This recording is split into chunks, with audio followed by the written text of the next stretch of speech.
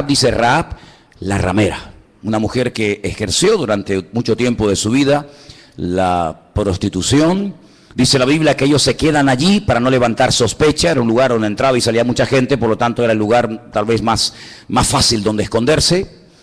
Y la Biblia nos enseña que una noche Rahab les abre el corazón a estos dos israelitas, a estos dos espías, y les dice: nosotros sabemos perfectamente que vuestro Dios entregará en vuestras manos esta ciudad. Por eso la veis tan cerrada. Por eso dice la Biblia que nadie entraba y nadie salía, porque tenían miedo.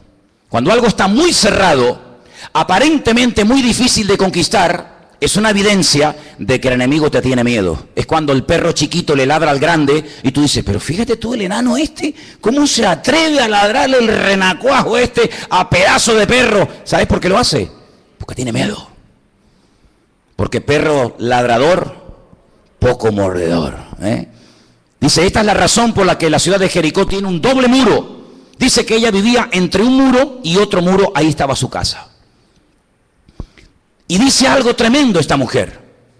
Dice: nosotros hemos oído cómo vuestro Dios os sacó de la esclavitud en Egipto, y cómo abrió para vosotros el mar rojo, y cómo os ha cuidado y cómo os ha protegido durante todo este tiempo en el desierto. Y uno se queda con la boca abierta, porque lo que esta señora le está contando a estos dos espías son las noticias de cosas que ocurrieron hace 40 años atrás.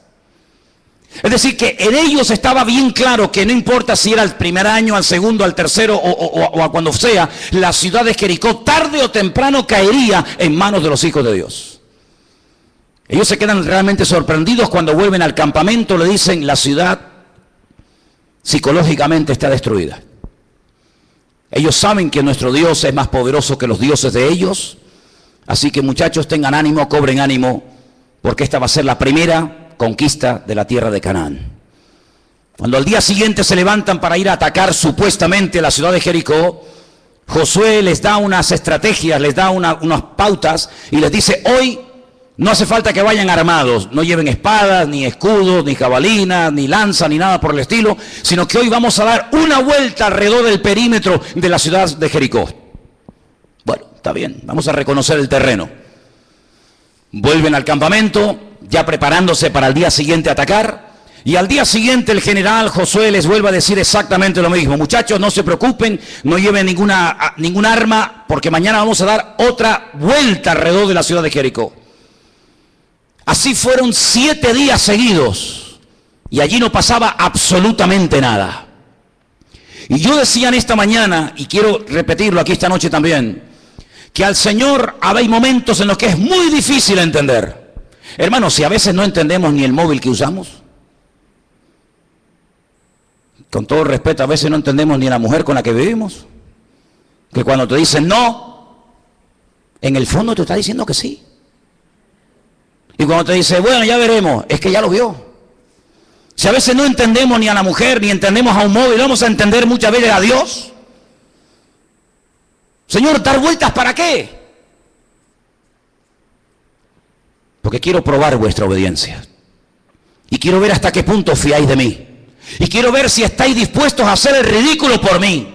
Y quiero ver si aprendéis el secreto de la constancia y de la perseverancia. Porque hay gente que no consiguen más y no crecen y no maduran y no avanzan como creyentes, no porque sean mala gente, no, para nada, sino porque no son constantes. Y aquí hay un secreto, y el secreto es ser constante cada día en el Señor. Orar cuando uno tiene ganas, eso no cuesta nada. Tengo ganas, me pongo a orar. Lo difícil es orar cuando uno no tiene ganas. Leer la Biblia cuando uno tiene ganas, ahí no hay ningún mérito, hijo. Lo que hay que superar son los temores, la desgana, la desidia, la indiferencia.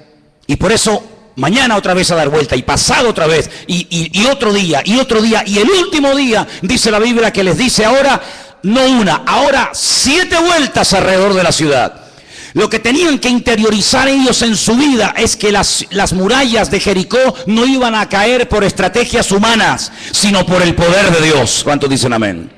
Y ahí podemos entender la aplicación del texto bíblico que dice que no es con espada, que no es con ejército, sino con mi Santo Espíritu, dice el Señor. Yo sé que tú eres muy listo y sabes muchas cosas, Pero en las cosas del Señor hay que tener una actitud humilde, hay que tener una actitud de querer aprender y decir, Señor, lo que tú digas, estoy dispuesto a hacerlo, aunque no lo entienda. Pero nunca una persona que obedece al Señor será defraudada por el Señor, todo lo contrario. El Señor siempre honra a los obedientes. El Señor siempre bendice a aquellas personas que son constantes, que son perseverantes y que aunque no entiendan la orden, la cumplen. Y el Señor siempre honra a esa gente. Y las murallas cayeron. Y por ahí, por los años 50 y pico, varios arqueólogos fueron a la antigua, no a la actual, sino a la antigua ciudad de Jericó, a la de los tiempos de la Biblia. Y se quedaron con la boca abierta, y creo que ya lo he dicho en varias ocasiones aquí, que aquellos hombres examinaron y vieron cómo cayeron aquellas piedras. Y llegaron a la conclusión de que era algo extraño lo que allí había ocurrido. No estaban en una posición como que habían caído de afuera hacia adentro. Y mucho menos de adentro hacia afuera. Sino que es como las torres gemelas, ¿verdad? Que ¡bum!, se desmoronaron y cayeron sobre sí mismas. Algo increíble. Y allí ellos aprendieron que todos los obstáculos espirituales o naturales o de la índole que sea, que ellos se iban a ir encontrando a lo largo del camino de la conquista de Canaán, tenían primeramente que recurrir al Señor y dejarse de estrategias y de experiencias humanas, sino decir, Señor, ¿cómo vamos ahora a la guerra? ¿Qué hacemos? ¿Qué no hacemos? Hay momentos en los que Dios le decía, den vueltas. Hay otros momentos que nos decía, no, afila la espada y vete a la guerra. Hay otros momentos en los que le decía, quietos, no hagan nada, yo voy por ustedes a la guerra. Hay otros momentos en los que le decía, vayan a la guerra, pero vayan cantando. Hay otros momentos en los que iban con una trompeta y con un cántaro de fuego en la mano. En otras palabras, Dios es un Dios de variedad. ¿Cuántos dicen amén? Y lo importante es decir, este problema que tengo hoy con mi hijo, con mi hija, con mi marido, con lo que sea, ¿cómo se va a solucionar? No, yo tengo experiencia porque yo ya tengo una edad en la vida y yo he estudiado y yo he viajado y yo no sé qué. Yo nada, Señor. ¿Qué es lo que quieres que haga? Y ahora podemos leer esta historia hoy aquí, 2015 años después de Jesucristo. Porque en el pasado, hombres valientes y obedientes conquistaron la ciudad de Jericó. Es decir, Jesús pudo entrar y salir de la ciudad de Jericó porque en el pasado alguien obedeció al Señor. Si alguien no hubiera obedecido al Señor, Cristo y sus discípulos nunca hubieran podido entrar a la ciudad de Jericó. Es decir, que hoy tú y yo podemos disfrutar de bendiciones que otros ganaron en el pasado. ¿Qué te parece? Pero por la misma regla de tres te digo, hay gente que hoy en día no tienen bendiciones porque el pasado aún no lo han superado. Y son víctimas del pasado. Quieren construir una vida nueva. ¿Sobre qué? ¿Sobre ruinas? No. Dice la Biblia, de modo que si alguno está en Cristo, nueva criatura es. Las cosas viejas pasaron y aquí todo es hecho nuevo. Es decir, hay que arreglar lo que has roto. Hay que arreglar el pasado, amigo, antes de querer tener un presente y mucho menos un futuro. Ahora pueden entrar en Jericó, ahora pueden entrar a predicar, a comer, a dormir, a lo que quieran. ¿Pero por qué? Porque en el pasado se conquistó esa ciudad. Y yo te digo, hermano, estás peleando por cosas para conseguirlas hoy. Pero ¿y las cosas del pasado todavía son un lastre y una carga pesada sobre tus hombros? ¿Has superado lo del pasado? Porque de lo contrario, estás haciendo frentes al mismo tiempo, y lo cual es totalmente imposible. Ahora vamos a meternos en la historia. Dice que junto al camino. ¿Por qué dice junto al camino?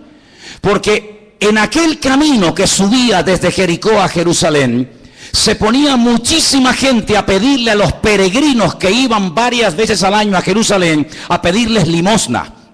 Famosos rabinos de la época pasaban por el camino de Jericó a Jerusalén, y como ellos no podían subir a Jerusalén porque estaban inmundos, el ejemplo de la famosa mujer de flujo de sangre que estaba aquí también, el ejemplo de Bartimeo y otros tantos, ellos se paraban junto al camino porque a veces, si les apetecía, los rabinos se paraban en el camino y daban una enseñanza, daban un estudio bíblico, por decirlo de alguna manera, para aquellos mendigos, aquellos pobres desgraciados que no podían subir a Jerusalén porque estaban leprosos, inmundos, ciegos o cualquier otra historia. Y este hombre estaba junto al camino porque de vez en cuando alguien le tiraba una monedita y se apiadaba de ellos, y era una forma de buscarse la vida. Es como mucha gente hoy en día, mendigos, que se van a las puertas de las iglesias católicas. ¿Lo habéis visto? Hasta el día de hoy se ve. Se van a las puertas de las iglesias católicas a la hora de misa y esperan que los que entren o los que salen se les ablande un poco el corazón y le dé una moneda o le dé una limosna. Así eran los tiempos de la Biblia. Ese camino era muy transitado por sacerdotes, por levitas, por grandes rabinos. Y allí se paraban los huérfanos, las viudas, personas necesitadas para recibir alguna palabra, algún consuelo, algún ánimo. Y allí estaba Bartimeo, junto al camino. Ahora, lo que me llama la atención que este hombre, en el momento en el que pasa el Señor, dice la frase, versículo 48, 47 y 48, Hijo de David, ten misericordia de mí. Versículo 48, Hijo de David, ten misericordia de mí. No estamos hablando de un mendigo analfabeto que no tiene ni idea de la Biblia, sino que él sabe perfectamente lo que dice la Escritura. Que el Mesías tendría que ser de la tribu de Judá, descendiente directo del rey David. Por lo tanto, cuando él se entera de que aquel hombre que va caminando por aquel camino con sus discípulos no es un rabino normal y corriente, sino que es Jesús, Yeshua, el hijo de David, este hombre no hay quien lo calle, porque él sabe perfectamente que aunque no lo puede ver, sabe que tiene delante de su vida nada más y nada menos que al maestro de maestros, al Mesías, al hijo del rey David. Por lo tanto, aunque le digan cállate, no molestes al maestro, guarda la compostura, no rompas el protocolo, estate calladito, no te menees, no te muevas, es imposible callar. Porque él sabe perfectamente que la oportunidad está pasando por delante de sus narices. Y por eso él clama.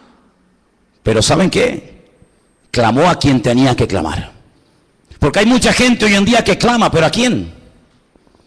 Hemos visto estos días en televisión multitudes de personas detrás de muñecos.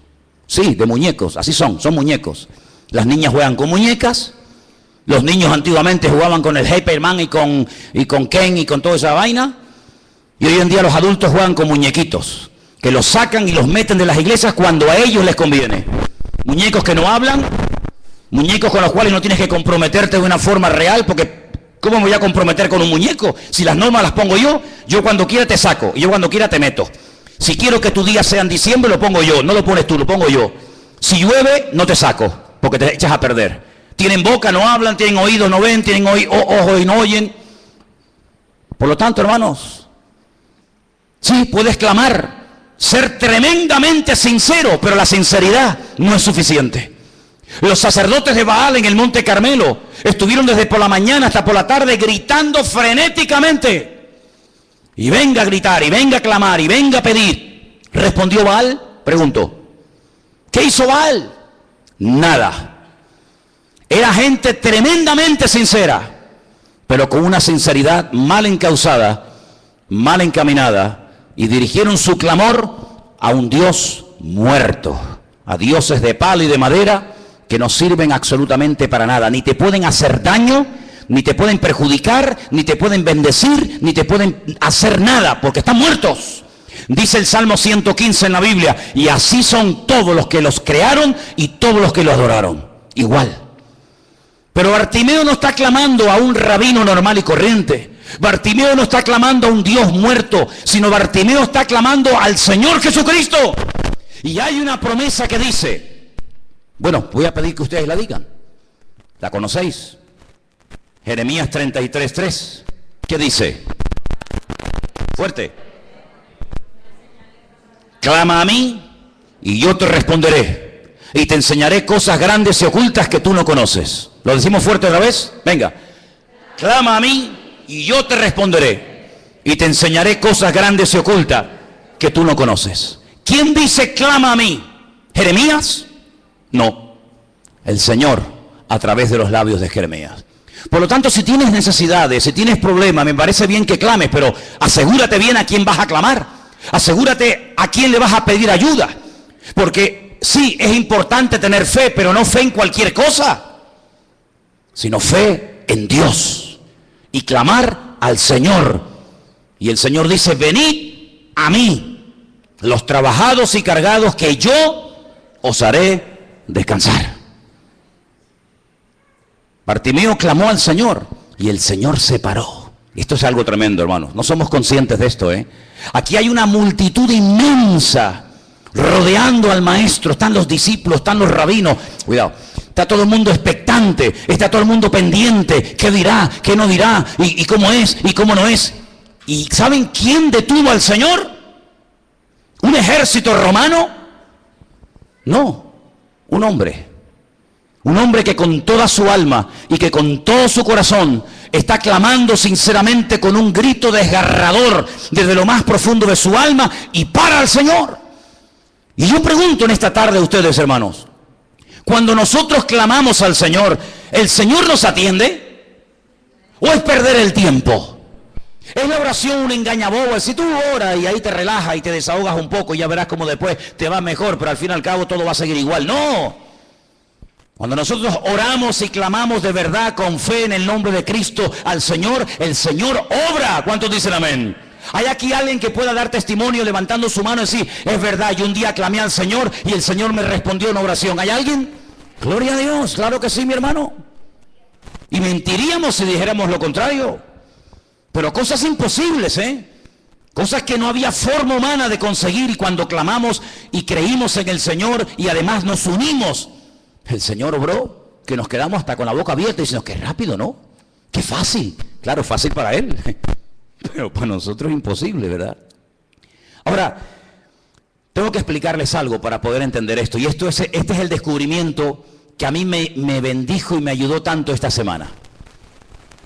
Los primeros 5 libros de la Biblia, que nosotros los conocemos como los libros de la ley, o el Pentateuco, o la Torá, los judíos lo que hacen es que tienen un sistema de lectura que abarca desde octubre hasta octubre en 54 porciones que las llaman las parashat o parashot en plural, y en ese ciclo, en ese periodo de un año leen los primeros 5 libros de la Biblia. Y cuando terminan el ciclo en una fiesta que coincide entre septiembre y octubre, en la fiesta de los tabernáculos, el último y gran día de la fiesta se llama la Simchat Torah, es la fiesta de la alegría, cuando todo el mundo va por la calle alegre y gozoso, porque han leído un año más la Torah entera, las 54 porciones.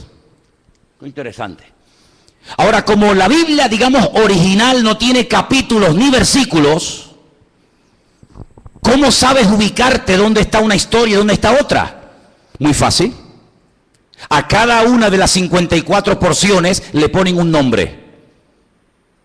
Y hay una porción de las 54 que empieza en Génesis capítulo 12, verso 1, y ahora voy a pedir a alguien que me lo lea, que esa porción se llama Lech Lejá. Lech Lejá. ¿Qué dice Génesis 12:1? Alguien con voz potente y voz de trompeta y poderosa voz me lo puede leer. Venga, fuerte, fuerte, fuerte. Pero Jehová había dicho a Abraham, vete de tu tierra y de tu parentela y de la casa de tu padre a la tierra que te mostraré. Ahí empieza esa porción que se llama, repito, Lech Lejá. Dígalo conmigo, Lech Lejá. Entonces cuando ellos dicen, voy a leer hoy Lech Lejá, eso es Génesis 12.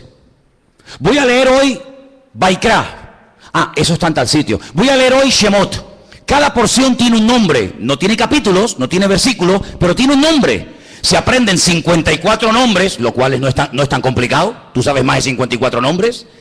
Y por el nombre saben dónde tienen que leer y qué les toca estudiar ese día. Ahora, ¿por qué les explico esto?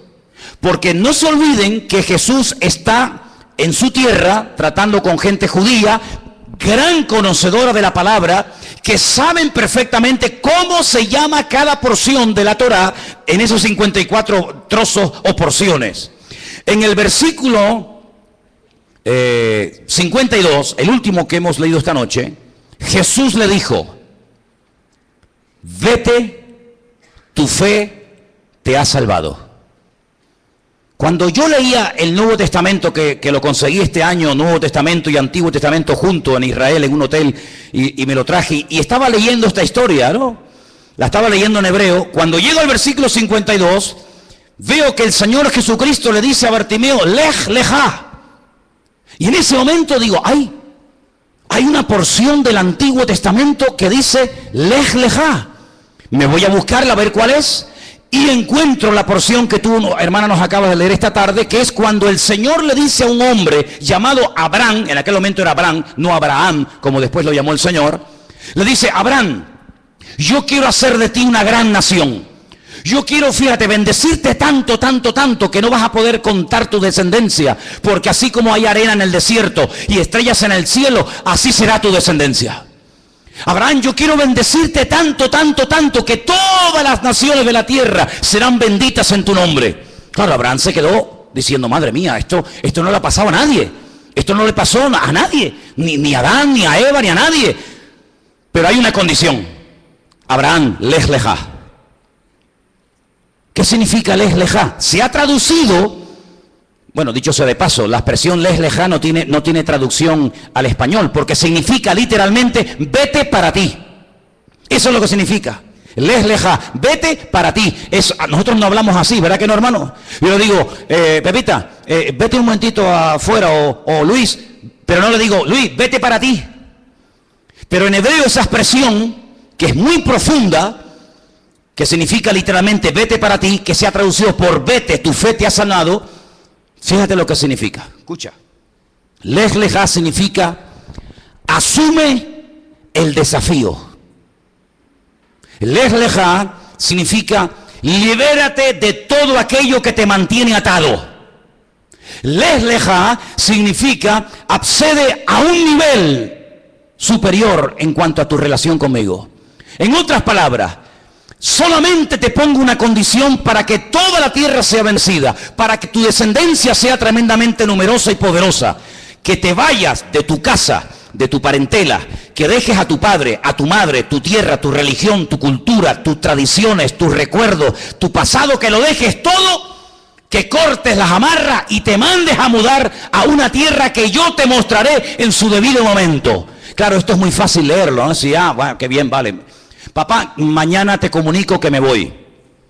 ¿Por qué? Porque Dios me ha dicho que me tengo que ir. Pero bueno, es que tú no puedes servir a tu Dios con tu familia. Ya empieza el chantaje emocional, ¿no? ¿Qué pasa? Que para ser un buen cristiano tienes que dejar a tu padre, a tu madre, marcharte al extranjero. Pero bueno, pero tú no te das cuenta que la Biblia dice honrarás a tu padre y a tu madre. Y ahí empieza la lucha interior, ¿no? Además, tú sabes perfectamente, Abraham, que si un hijo, en aquellos tiempos hablamos, deja el hogar mientras el padre vive, automáticamente pierdes la herencia. Te desheredo automáticamente. Tú sales por la puerta de la casa y automáticamente te vas, permítame la expresión, con una mano delante y con una mano detrás. Porque era una falta de respeto en aquellos tiempos el que un hijo se fuera de la casa del padre mientras el padre no muriera. Ahora podéis entender. Cuando aquel muchacho le dice, que el Señor le dice, tú, ven, sígueme. Y le dice, déjame que primero entierre a mi padre. Quiere decir que el Señor no le dejó enterrar a su padre. ¿Pero qué Dios es ese? No significa eso. Es que no hay que pensar con mente cristiana para entender la Biblia. Hay que pensar con la mente de aquellos tiempos. Le está diciendo, Señor, yo te seguiré, pero no ahora, porque el viejo aún está vivo. ¿Sabe Dios cuándo muere? Pues si es como mi abuelo, tú imagínate que murió el otro día con 105 años, no queda nada. Yo te serviré, pero más adelante. El Señor dice, quédate en tu casita, con tu papá, con tu mamá, las condiciones las pongo yo, no las pones tú. No me sirve, fuera, llama a otro. Lej lejá significa, ¿estás dispuesto a renunciar a lo que sabes, a lo que conoces y a lo que tienes por mí? Abraham dijo, yo sí. Claro, cuando él va a su padre Taré, así se llamaba el padre de Abraham, y le dice, padre, pues sí, renuncio a la herencia, renuncio a todo y me voy a una tierra que no sé ni dónde está ni cómo es, pero Dios me ha dicho lej lejá y yo corto amarra y me fío de Dios. Y entonces Taré dice, pues yo me voy contigo también. Y por eso pueden entender por qué el viejo dice, pues si mi hijo lo tiene tan claro, yo también me voy detrás de él. Y ahora vemos en Génesis 12:1 que a quien había llamado el Señor era Abraham y no era su padre. Por eso hay cosas que Dios te da a ti y no al que está a tu lado, porque Dios es un Dios personal y tú no tienes que imitar ni seguir a nadie, sino seguir las instrucciones de Dios para tu vida. ¿Cuántos dicen amén? Ahora resulta, con esta explicación, que lej lejá, la primera vez que aparece en la Biblia es cuando el Señor llama a Abraham y le dice, claro, Abraham, tranquilo, yo te digo que dejes a tu padre, que dejes tu familia, que dejes tu casa, que lo dejes todo, pero también te digo que haré de ti una gran nación. Es decir, que lo que vas a recibir supera lo que estás dejando. Y Abraham dice, bobo sería si dijera no, creyendo que yo puedo en esta vida conseguir más sin Dios que conseguir todo con la ayuda del Señor. Ahora, con esta explicación, nos vamos a Jericó y se le acerca el Señor a un pobre desgraciado llamado Bartimeo, ciego, mendigo, que no tiene presente ni futuro. El pobre está allí como un perro esperando que le tiren un hueso en el camino, y se le acerca nada más y nada menos que el Rey de Reyes y Señor de los Señores, y le dice, Bartimeo, lej lejá. Cuando Bartimeo dice, lej lejá, pero si esa palabra se la dijo el Señor a Abraham, pero si yo soy un pobre desgraciado, ¿cómo me dice a mí lo mismo que le dijo a Abraham? Entonces, ¿qué hace Bartimeo? Se quita la capa. ¿No lo habéis leído esta noche en la Biblia? Se quita la capa. Pero ¿cómo te vas a quitar la capa, criatura? Si te quitas la capa, que no ves tres montados en un burro, te vas a meter un leñazo, y con toda la multitud que hay o te la roban o no la vas a encontrar. ¿Cómo tiras tú la capa? Si con eso es con lo que te cubre durante la noche, con eso te protege. ¿Cómo tiras la capa? Porque Él me ha dicho, lej lejá. Es decir, tú da un paso y yo te voy a bendecir, y tú vas a venir ciego, pero te vas a ir viendo, porque nunca nadie que obedece al Señor se va peor de lo que vino. ¿Cuántos dicen amén? Ahora bien, Bartimeo se la juega por el Señor. Hay gente que es una fe muy extraña, tienen una fe muy rara. ¿Qué quieren que les diga? No, yo creo en Dios. Pero mira, ¿qué número salió anoche de la lotería? Mira, a ver, muchachos, a ver cuántos son los 6 números, la Bonoloto, ¿no? 5, el reintegro, ¿no? Pero vamos a ver, ¿pues tú crees en Dios o no crees en Dios? Bueno, vamos a ver. Mira a ver el horóscopo ahí que dice. Pero vamos a ver, pues es una fe un poco rara. Es una fe un poco extraña. ¿Crees o no crees? ¿Te fías o no te fías? Pues ya está. Lej lejá, amigo. Dile que está a tu lado. Lej lejá, muchacho. Corta las amarras. Claro, se le atribuye a Hernán Cortés. El quemar las naves. Pues no, señor. El primero que lo dijo fue Alejandro Magno. Alejandro Magno fue a atacar al enemigo, y cuando desembarcó le dijo a sus soldados, quemen todos nuestros barcos, destrúyanlos. Y le dijeron, pero señor, si destruimos nuestros barcos, ¿cómo volvemos a casa? Muy fácil, en los barcos del enemigo. Así que si quieren volver a casa, si quieren volver a ver a la madre, si quieren volver a disfrutar de la casa y de la finca que se compraron, tienes que ganarle al enemigo, porque como no le ganes al enemigo, pierdes el barco y pierdes la vida. Así que no te queda otro remedio que ganarle al enemigo. Pues yo tengo una buena noticia para ustedes esta tarde. El Señor ha derrotado a nuestro peor enemigo, que era Satanás y el diablo. Lo ha destruido, lo ha machacado en la cruz del Calvario. Y por eso ahora podemos ir de gloria en gloria, de victoria en victoria, de triunfo en triunfo y de bendición en bendición. Lo ha derrotado por nosotros. ¡Aleluya! ¡Gloria a Dios! ¿Cómo no voy a dejar yo algo por el Señor? ¡Ay, amigo! Por eso Él dice, el que no deja, y ahora volvemos, el que no deja padre, madre, casas, hijos por mí, no puede ser mi discípulo. En otras palabras, hay que pagar un precio. Ahora, lo que me llama la atención es que están disfrutando. Yo estoy disfrutando un montón ya. Es una preciosidad esto, ¿sí o no? Además ya aprendiste una palabra nueva, lej lejá. ¿Qué te parece? Nicodemo le dice, quiero recuperar la vista. Luego Nicodemo sabía lo que era ver. Yo creo que ese es el peor ciego. Perdón, Bartimeo, ¿qué dije?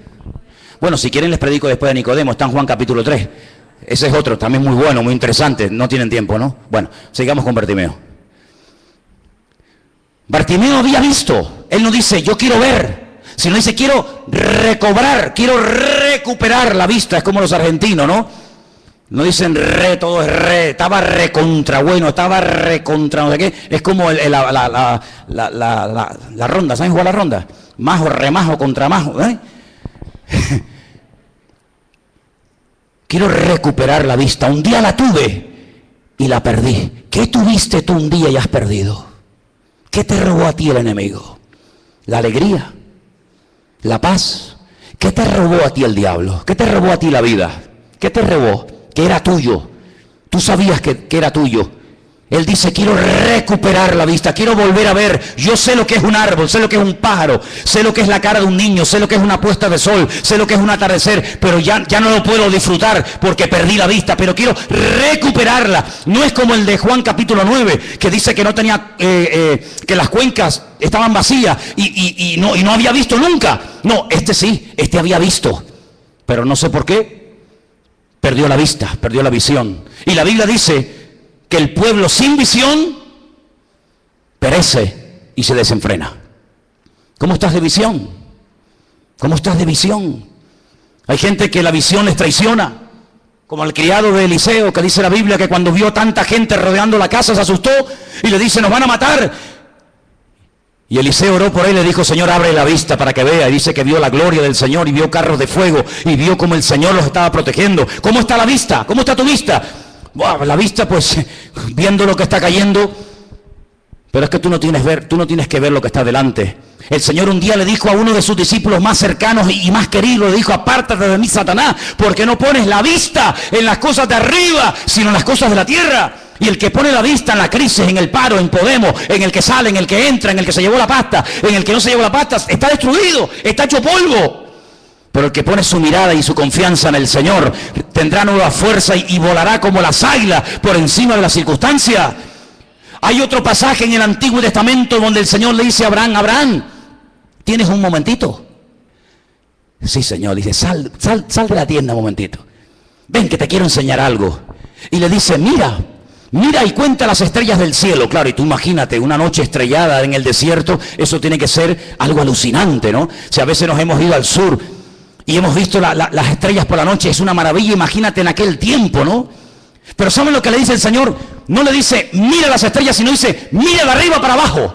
Es una expresión que no se puede traducir en el castellano. Dice, sube y mira de arriba para abajo. Claro, cuando los astronautas suben y miran la Tierra de arriba para abajo, la visión es completamente diferente, claro. Cuando tú estás en tu rutina, cuando tú estás en tu depresión, cuando estás en tu desánimo, cuando estás en tu crisis personal, familiar, económica o matrimonial, y tú no ves salida por ninguna parte, tú aquello lo ves negro por todos lados. Pero cuando tú subes y dices, Señor, qué bonito se ve la vida contigo, qué diferente se ve la vida contigo. Ahora Goliat no es el gigante, ahora soy yo el gigante, porque estoy por encima de él. No estoy mirándolo de abajo para arriba, estoy mirando de arriba para abajo. Y esa es la visión que Dios quiere que la iglesia tenga.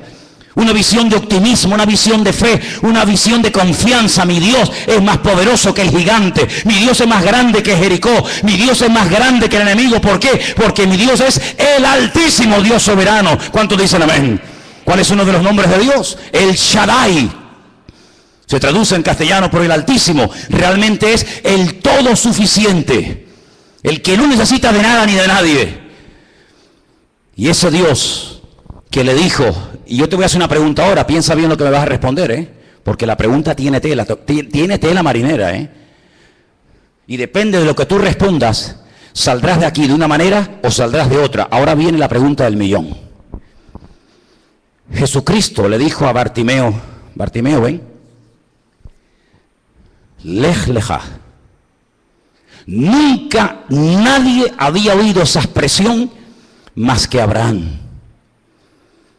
Ahora Bartimeo está recibiendo un doble mensaje, el que sale de los labios de Cristo, pero indirectamente, implícitamente, le está diciendo todo lo que esa frase significa. Yo pregunto una cosa, ¿quién le dijo a Abraham en el desierto, lej lejá? ¿Quién fue? El Eterno, ¿no?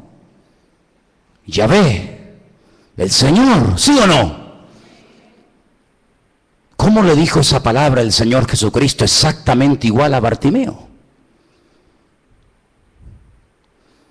Puede ser que el mismo Señor Jesucristo que está en Jericó ahora, diciéndole a Bartimeo, lej lejá, haya sido el mismo que le dijo a Abraham en el Antiguo Testamento a Abraham, lej lejá. ¿Sería el mismo? ¿Conoció el Señor Jesucristo a Abraham? ¿Tú qué crees? Porque un día Jesucristo le dijo a los rabinos y los volvió locos, antes de Abraham soy yo. Y le dijeron, ¿tú? Pues si tú no tienes ni 40 años. ¿Cómo vas a ser tú antes que Abraham? Es como si yo le dijera, hermanos, yo llegué a conocer a Napoleón Bonaparte y a Cristóbal Colón. ¿Usted? Sí. Yo estuve, hermanos, con Matusalén. Está colgado este hombre. El Señor Jesucristo habló con Abraham, iba con su guardaespaldas, con 2 ángeles, iba pensando en el camino diciendo el Señor, ¿cómo voy a hacer algo tan imponente como es ir a Sodoma y Gomorra? Y a mi amigo Abraham, al que yo le dije, Abraham, lej lejá, y lo dejó todo por mí, sabiendo que va a ser un hombre tan bendecido, sabiendo que va a ser un hombre tan obediente, que va a saber transmitir la fe a otras generaciones, ¿cómo no le voy yo a abrir mi corazón a mi amigo? Y le dice a los 2 guardaespaldas, muchachos, sigan ustedes, que yo los alcanzo más tarde. Y entonces le dice el Señor a Abraham, Abraham, ven. Y cuando Abraham lo vio, le dice, Adoní, tú eres mi Señor. Dime, mi Señor. Ese que se entrevistó con Abraham en aquel desierto polvoriento es el mismo que ahora se encuentra delante de un pobre mendigo llamado Bartimeo y le dice exactamente lo mismo. Aquel hombre le pedí que dejara su casa, su tierra, su parentela, y mira a lo que ha llegado Abraham. Fíjate, si tú eres capaz de obedecerme y de levantarte, yo transformaré tu vida y te bendeciré de tal manera que sabe Dios si Bartimeo en aquel tiempo se convirtió en otro gran predicador o otro gran testigo de las maravillas que Cristo es capaz de hacer en la vida de un hombre obediente. Si en esta noche todos y cada uno de nosotros somos capaces no solamente de creer en Dios, lo cual no es nada complicado, porque el diablo no es ateo, que no es ningún estúpido, y cree en Dios. Creer en Dios no es ningún mérito, es lo más normal y lo más lógico del mundo. Dijimos el otro día cuando explicamos la palabra naval, ¿se acuerdan? Idiota o tonto, dice el tonto, el necio en su corazón, no hay Dios, pero como nosotros no estamos en esa tontería, ni en ese nivel inferior, nosotros no podemos decir no creo en Dios, porque creer en Dios es lo más fácil del mundo. Pero yo no te digo eso, porque a ese nivel, a ese peldaño, a esa dimensión ya has llegado. Ahora yo te digo que ahora en esa posición te hago la pregunta, ¿le crees a Dios? ¿Le crees a Dios? No te digo si crees en Dios, lo cual lo tienes claro, si no, no estarías aquí esta tarde.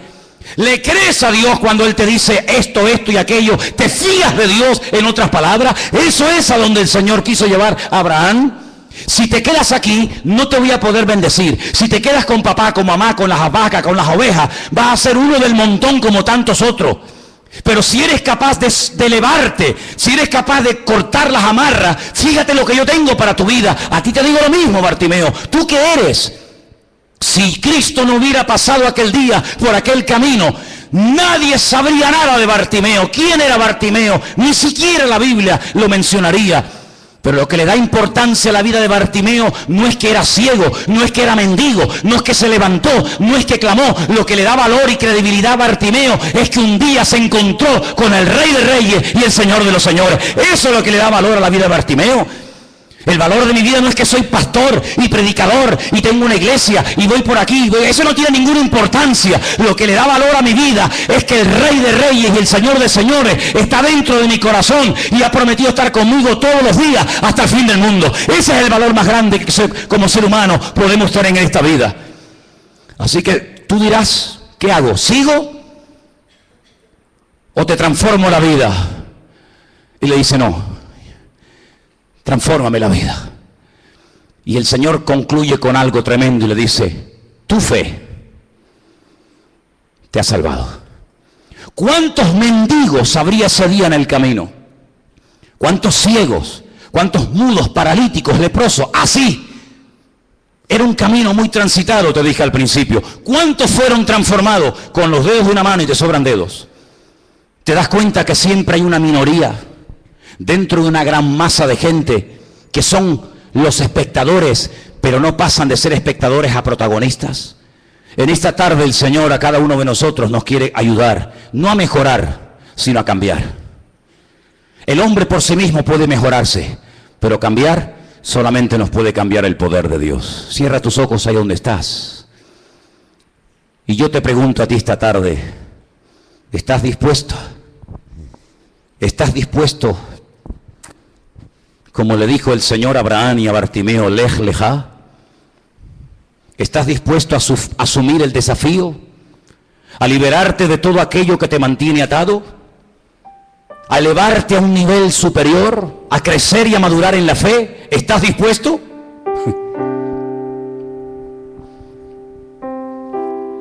Eso es a lo que el Señor nos llama. A salir de la mediocridad, a salir de una vida rutinaria y monótona y vacía, a vivir una vida de gloria y de triunfo. A eso te llama a ti el Señor esta tarde. Bartimeo dijo sí, Abraham dijo sí. ¿Y tú? ¿Qué dirás tú? Abraham podía haber dicho no, yo prefiero quedarme aquí, con papá, con mamá, con mi familia. Busca otro, llámate a otro. Abraham le dijo sí a Dios. Seguramente muchos lo criticaron, se rieron de él, se burlaron de él, pero hoy en día todo el mundo conoce quién era Abraham. Los judíos hablan maravillas de Abraham, los árabes hablan maravillas de Abraham, los cristianos hablan maravillas de Abraham, pero ¿dónde empezó todo? En un acto de obediencia, en el Lej Lejá puesto en práctica. Se la jugó por el Señor. El Señor se la jugó por ti. Vino a este mundo, dejó la gloria, dejó el trono, dejó a su Padre, vino a este mundo por ti y por mí. Ahora Él te dice, ¿tú me vas a seguir a mí? ¿O vas a poner tú las condiciones? Las condiciones ya están puestas, firmadas y selladas por la sangre de Cristo. Y están aquí. Si quieres verdaderamente obedecer y seguir al Señor, ahora tienes la oportunidad de decirle, aquí estoy, Señor. Usa mi vida. Cámbiala y transfórmame a la imagen de tu Hijo Jesús. Aleluya. Cierra tus ojos ahí donde estás y piensa en la palabra que has oído hoy. Piensa en la palabra. Medita en esta palabra. Aleluya, Jesús.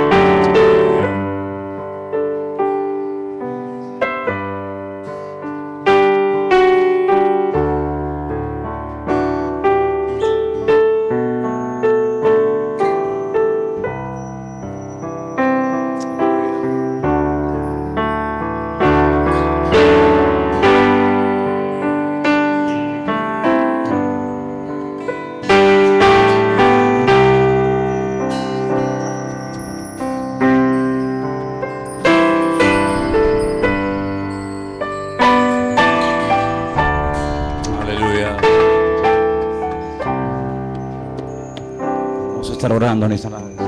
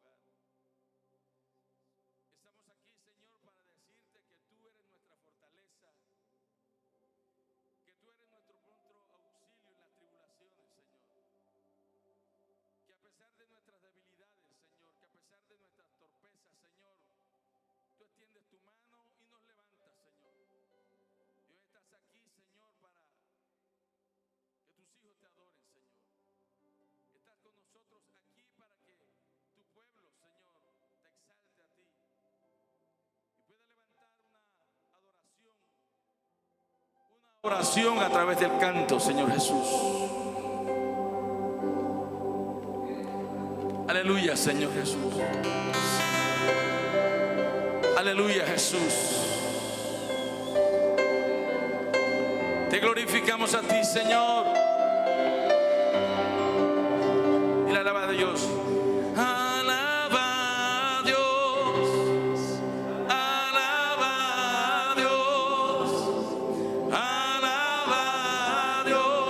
Tus manos. Alaba a Dios.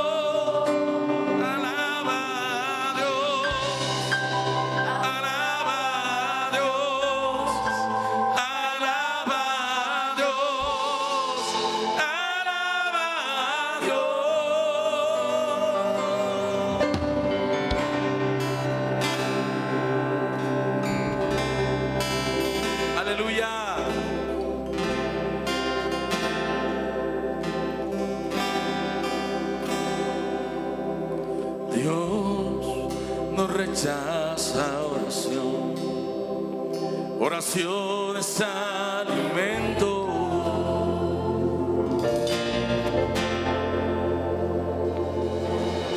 Nunca vi un gusto.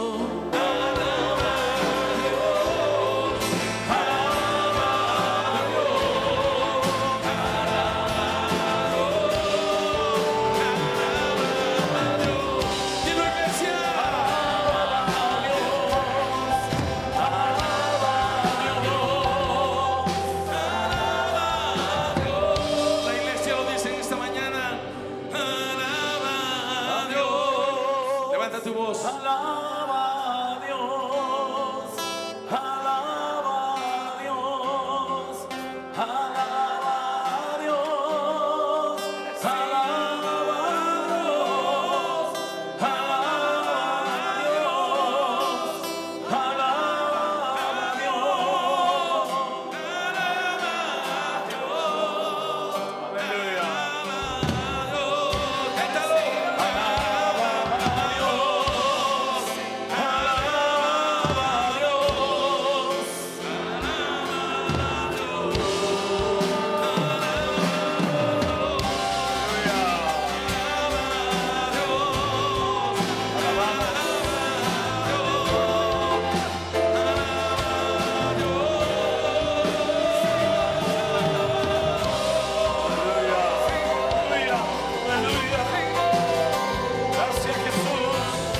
aleluya.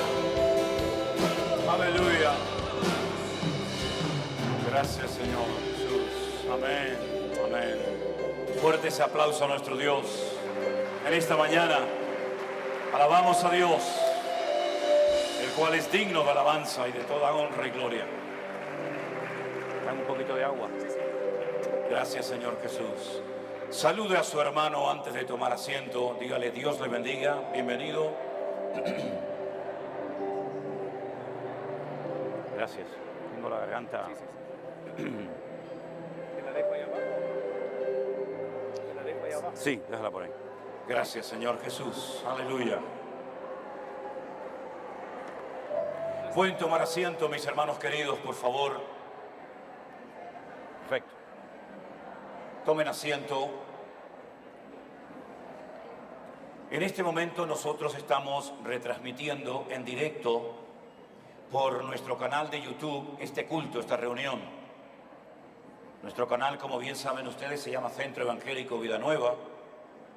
Y va a llegar un momento cuando yo termine de compartir la palabra que yo voy a decir. Hemos terminado el mensaje. Participaremos juntos de la Santa Cena cuando llegue el momento. Y entonces los hermanos de Canarias van a comenzar a emitir el culto de Tenerife, ¿vale? Por cuestiones de horario tenemos que empezar nosotros, después participaremos de la Santa Cena, que no se va a retransmitir, ¿verdad? Porque es el momento en el que tienen que engancharse, por decirlo de alguna manera, los hermanos allí en Canarias.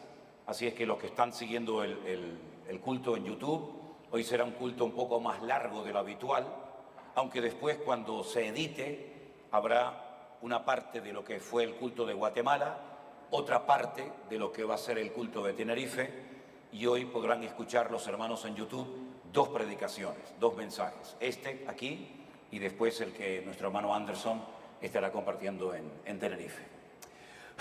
Hermanos queridos, hoy vamos a participar de algo muy importante en la vida de un creyente, en la vida de una iglesia. Este momento, este acto, recibe diferentes nombres. Algunos lo llaman la Santa Cena. En otras iglesias lo llaman la comunión. En otras iglesias evangélicas he visto que lo llaman el pacto. En fin, recibe diferentes nombres, pero lo importante es que ustedes sepan qué es lo que significa.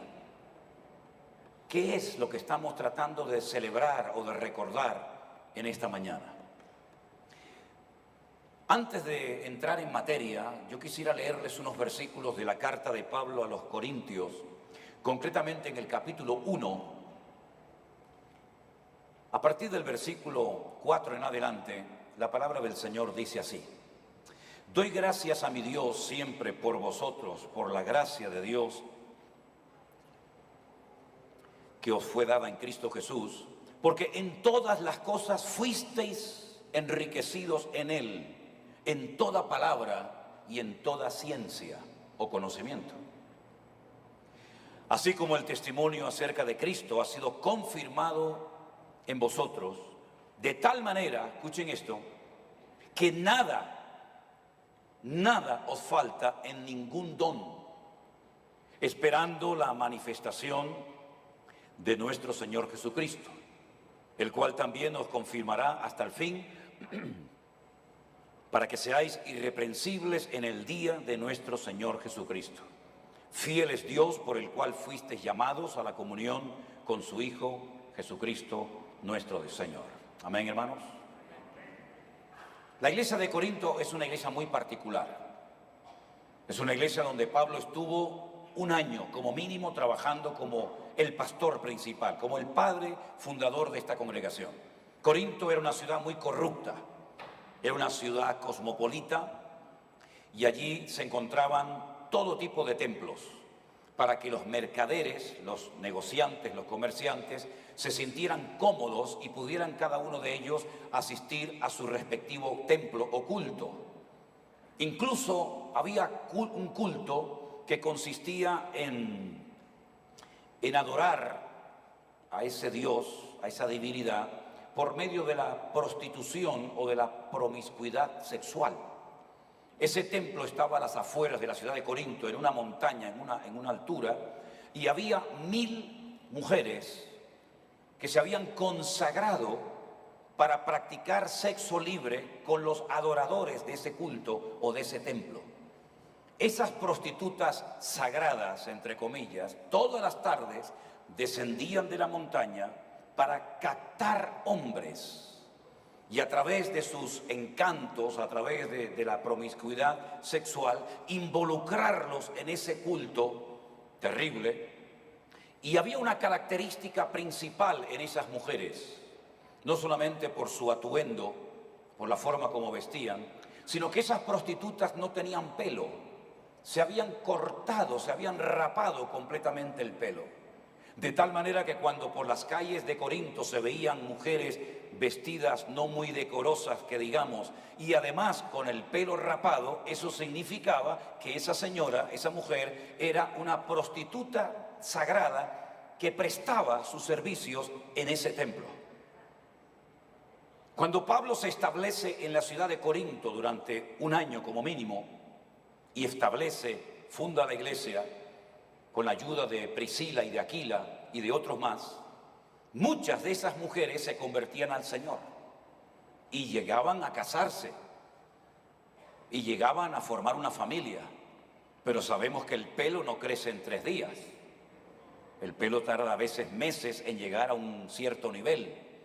Entonces, para que nadie en la iglesia supiera a lo que se había dedicado esa señora, esa mujer, antes de conocer a Cristo, para que nadie se le quedara mirando en pleno culto, diciendo, mira, mira, esa fue una prostituta. Pablo hace algo muy interesante por la sabiduría que sabemos que tenía. Pedro dijo que Pablo tenía una sabiduría del Señor fuera de lo normal. Dice sabiduría que a veces le permite compartir y escribir cosas profundas, difíciles de entender, que a veces los indoctos tuercen para su perdición. En esa sabiduría que sabemos que Pablo tenía para exponer verdades profundas y que la gente las pudiera entender, él les dice, a las mujeres se les dio el cabello en lugar de un velo. Pero si la mujer no quiere pasar vergüenza en la iglesia por su pasado, lo que tiene que hacer es durante un tiempo prudencial cubrirse el cabello, ponerse el velo. Pero si tiene pelo, ¿para qué se pone un velo? Cuando el pelo sustituye al velo, no el velo al pelo, al cabello. De ahí que muchas iglesias hayan optado porque la mujer siempre tiene que ir con un velo puesto en la cabeza, porque parece que si no se pone un velo le falta respeto al Señor, a la iglesia, a su marido o a quien sea. Pero fue algo que solamente Pablo enseñó en la iglesia de Corinto.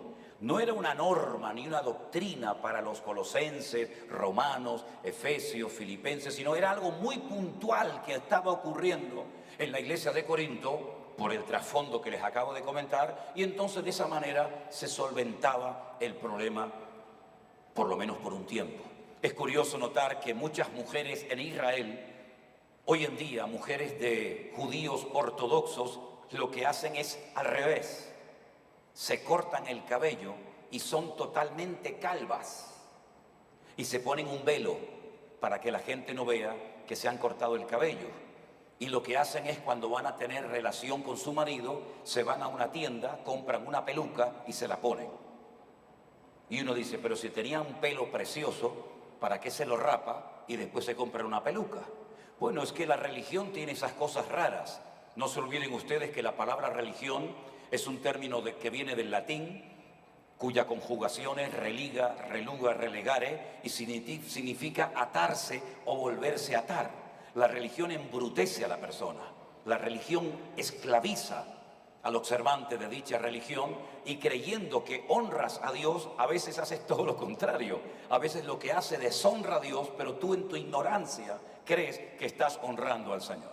Así que no es obligatorio ni necesario que las mujeres hoy en día en los cultos se pongan un velo en la cabeza, porque parece que si no lo hacen es pecado mortal, como en algunas iglesias se dice o se enseña.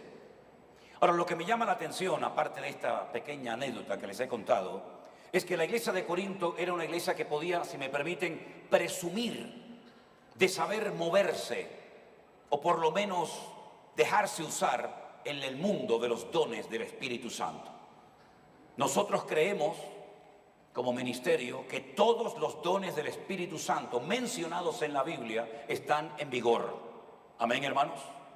Yo sé que hay gente de otras congregaciones y no venimos aquí para convencer a nadie de nada. Usted en su iglesia respete sus doctrinas y sus creencias, pero en nuestro ministerio Centro Evangélico Vida Nueva creemos que todos los dones del Espíritu Santo no se acabaron ni se apagaron con la muerte de los 12 discípulos, como algunos opinan y enseñan.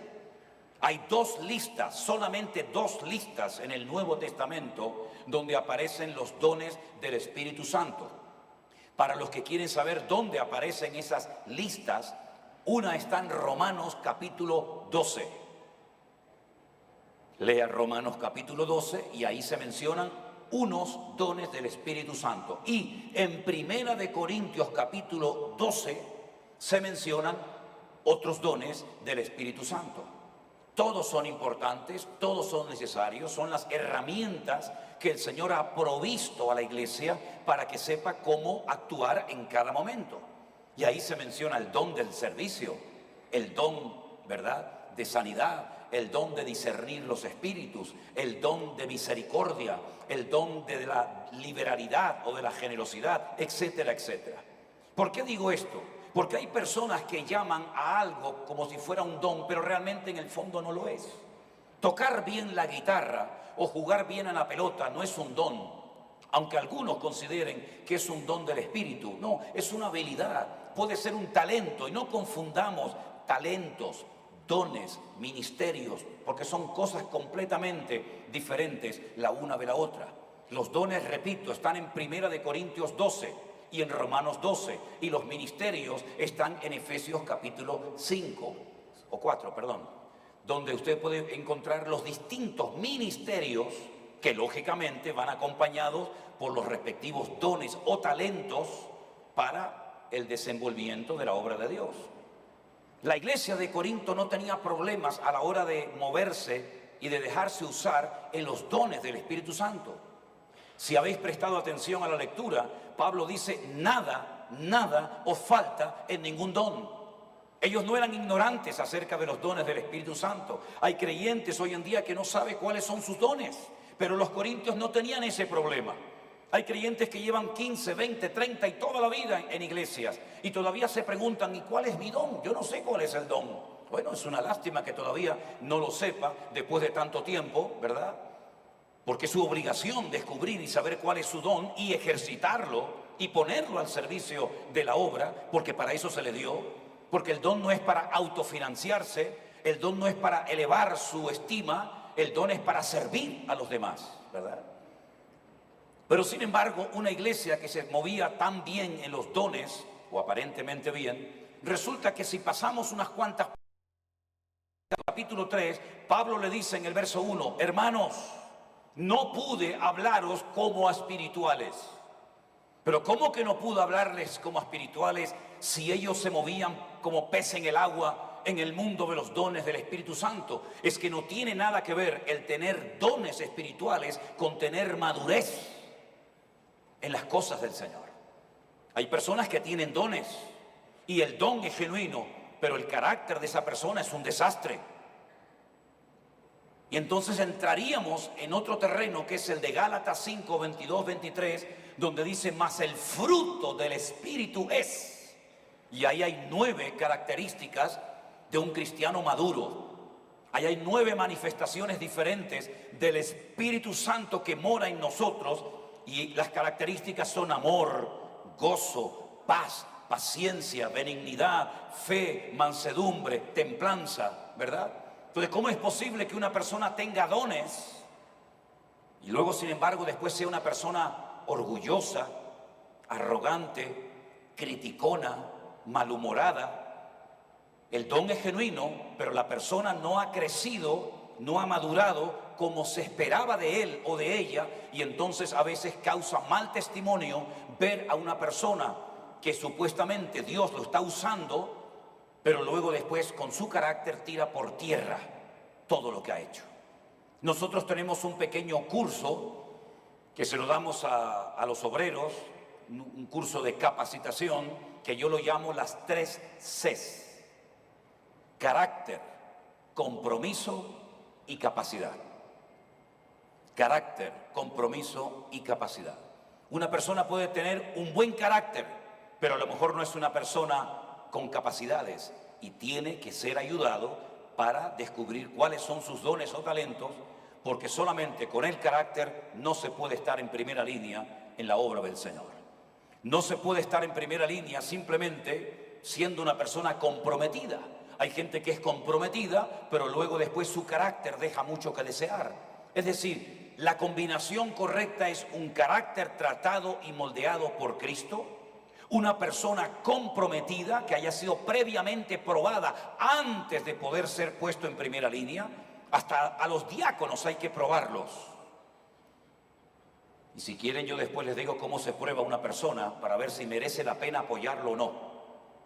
Después yo, si quieren, les digo cómo se prueba a un músico para ver si es digno de estar aquí o mejor que se quede sentado y se quede en su casa.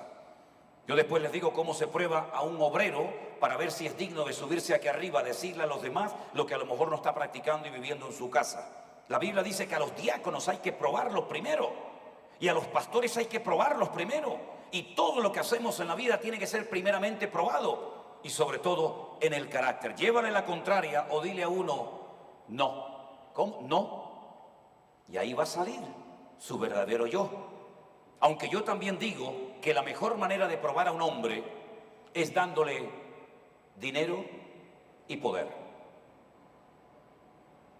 He conocido a muchos que se echaron a perder y se les fue la humildad y se les subió a la cabeza no sé qué cuando se vieron fuertes, con poder y con dinero, y se echaron a perder. Por eso, mis queridos hermanos, no es simplemente cuestión de saber cantar, tocar, predicar, evangelizar muy bonito, sino es cuestión de que mi carácter refleje el carácter de Cristo. Porque hay gente que tiene unos dones tremendos, pero son como personas un desastre. Le dices, mañana puede usted venir conmigo a la iglesia a pintarla a las 4 de la tarde, y se olvidó. Y viene a los 2 días y le dice, hola pastor, ¿cómo está? ¿Cómo estoy? Te estaba esperando hace 2 días a las 4 de la tarde. Ay, es que me olvidé. Entonces usted no es una persona comprometida. Usted tiene pulpitis aguda. ¿Conocen esa patología? Pulpitis aguda. Les gusta el púlpito, se agarran al púlpito, se agarran a la batería, se agarran al piano, se agarran a la guitarra, pero a la brocha y a la escoba no la quieren ver ni en pintura.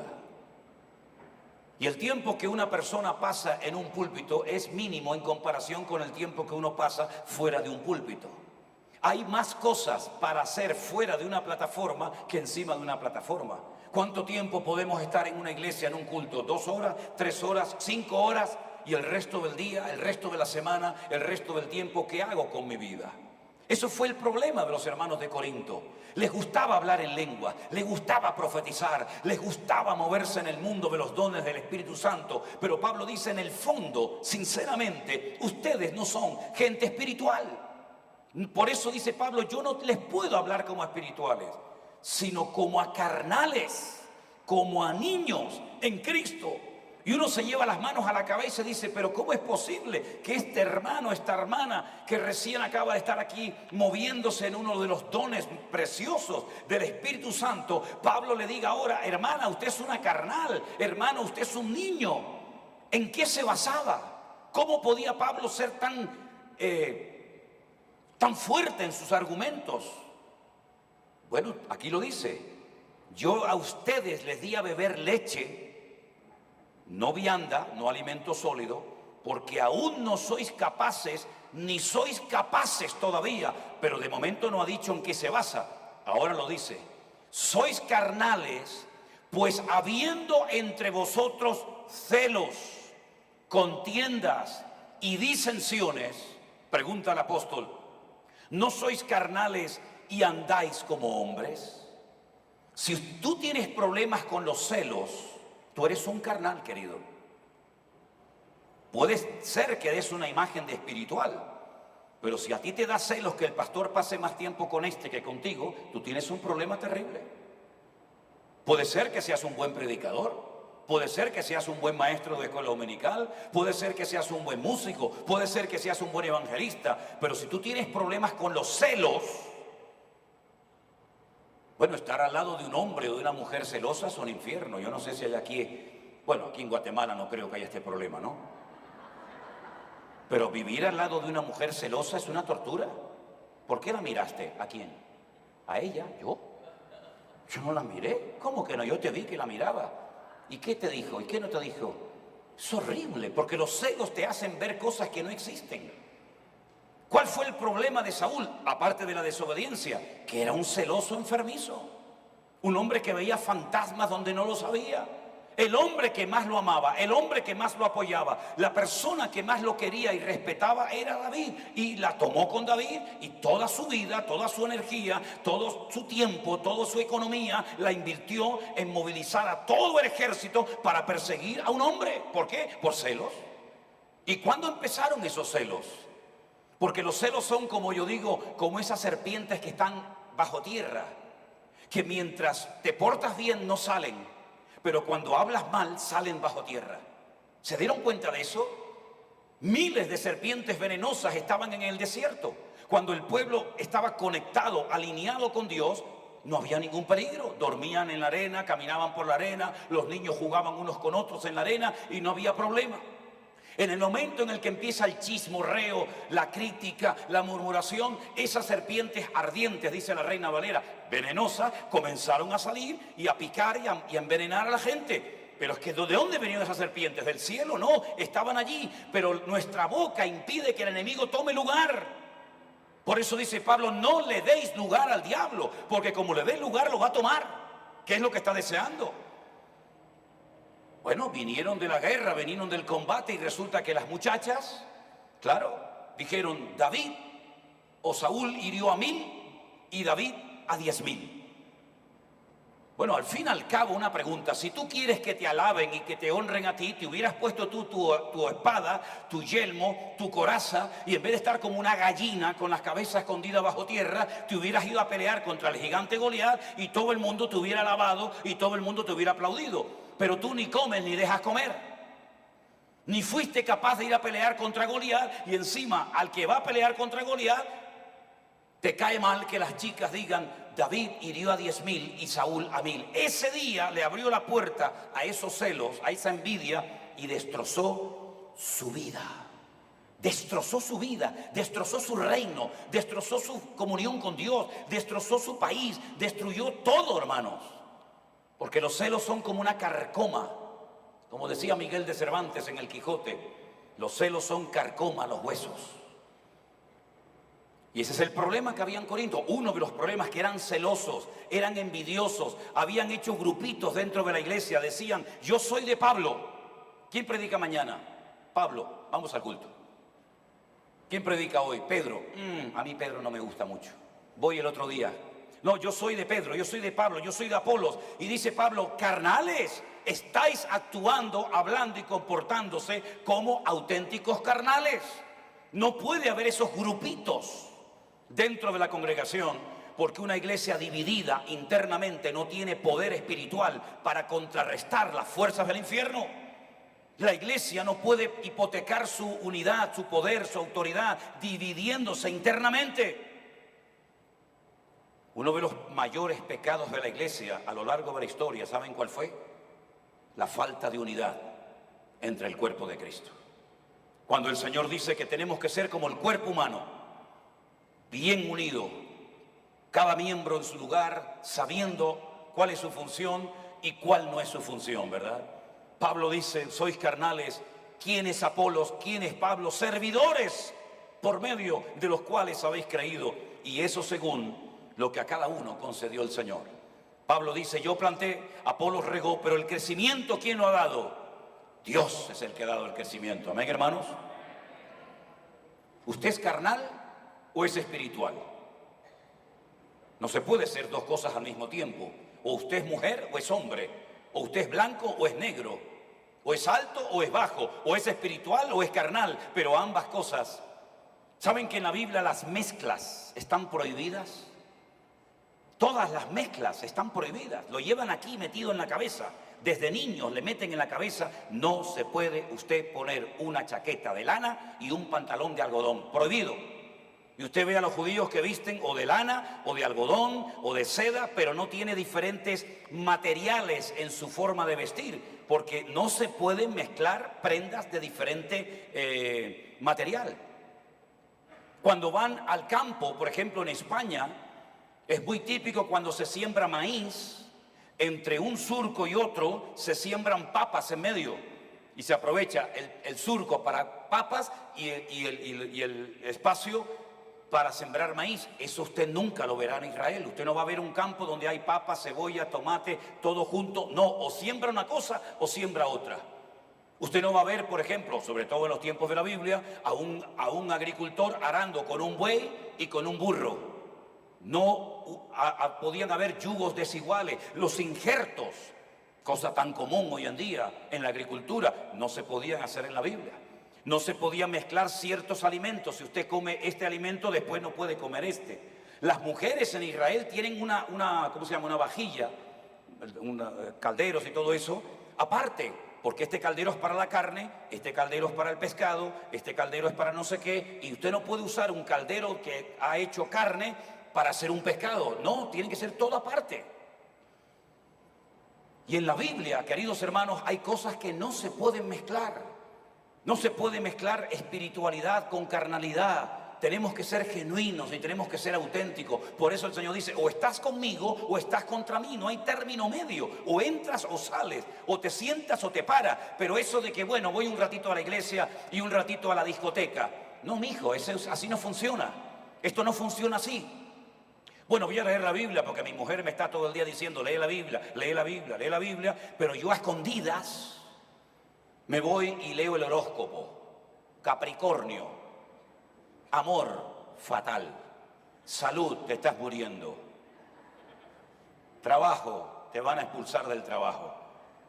Pero yo lo he hecho en el pasado para poder tener autoridad en el púlpito cuando lo digo. Yo me he comprado en un día varios periódicos y he buscado el mismo horóscopo en este, y dicen tres cosas diferentes. Si usted compra un periódico y lee el horóscopo de Sagitario, en le dice amor maravilloso, y en otro periódico el mismo día le dice, uy, fatal, hoy te va a salir todo fatal. Depende del periódico que compre, pero sin embargo usted lee por la mañana, por la tarde, por la noche, toda la semana, todos los meses, todos los días del año la Biblia, y dice, yo estaré contigo todos los días hasta el fin del mundo. Y no hay otra interpretación, mi hermano. No mezcle las cosas porque no le van a salir bien. El azúcar, fenómeno. La sal, perfecta. No la mezcle porque la echó a perder. La echó a perder. Y en las iglesias hay cosas que no se pueden mezclar. Vamos a poner un poquito de música del mundo y un poquito de música cristiana.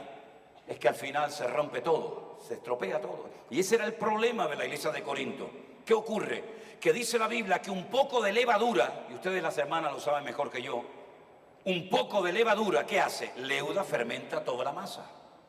Si usted le da lugar a los celos, si usted le da lugar a la envidia, si usted le da lugar a algo que para usted es pequeño e insignificante y que no es tan importante, al fin y al cabo otros pecan peor, si usted le da poca importancia a lo pequeño, eso pequeño se va a convertir en una cosecha enorme. Y cuando uno empieza a ir por las páginas de la iglesia de Corinto, uno dice, ¿cómo es posible que en la iglesia hubiera inmoralidad sexual y no le llamaron la atención a esa persona? Hasta el punto que Pablo dice, los pecados de inmoralidad sexual que ustedes están cometiendo en la iglesia, ni en el mundo los hacen.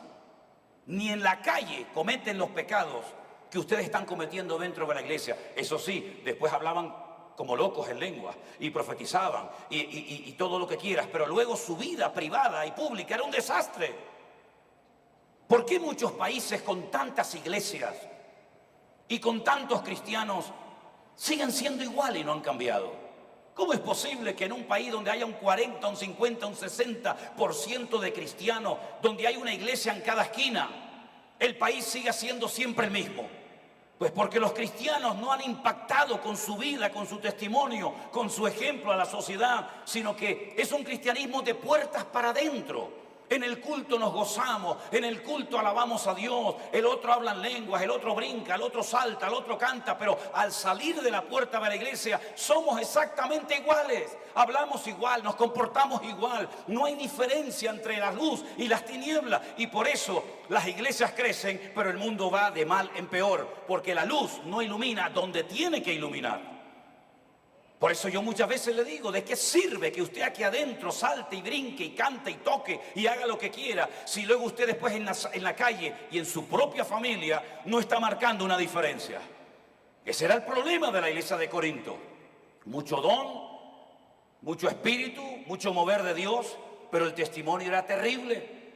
Celos, envidias, problemas, peleas, inmoralidad. Incluso eso llegó al momento que afectó la Santa Cena. Y fíjense hasta qué punto afectó este momento tan importante que vamos a celebrar nosotros en esta mañana, que Pablo llegó a decir algo increíble. Escuche esto.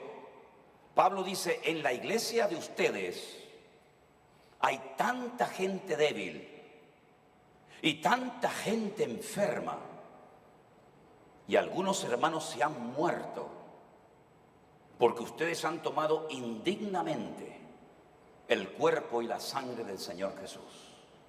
Fíjate hasta qué punto esto es delicado.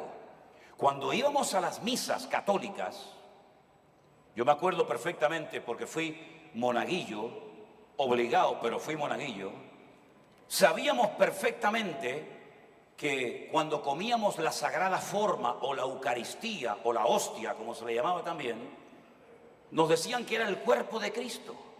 Y teníamos que ir en ayunas. En mi época, cuando una persona iba a comulgar a la misa, no podía comer antes. A mí eso me daba mucha rabia, porque a mí me gustaba mucho comer pasteles, para comer dulces. Y cuando iba a la misa, si había comido, no me daban la comunión. Y si no comulgaba, me castigaban.